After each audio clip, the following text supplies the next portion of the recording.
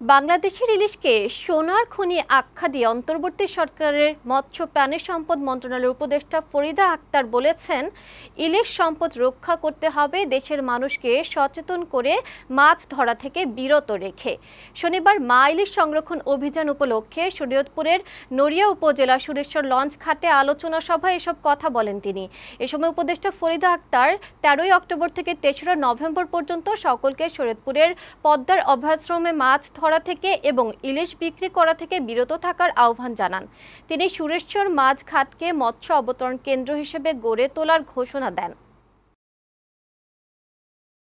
সত্যিকারের জেলেরা আসলেই কিন্তু চায় না যে ইলিশ মাছ ওই সময় প্রজননের সময় ওরা কিন্তু আসলে ধরে না, এটা ওদের নৈতিক একটা ব্যাপার। কিন্তু যে চক্র ওরা তাৎক্ষণিক মুনাফা চায়, ওরা মুনাফার জন্য এই সময় যেহেতু কেউ ধরবে না, ওরা এই সুযোগটা নিতে চায়।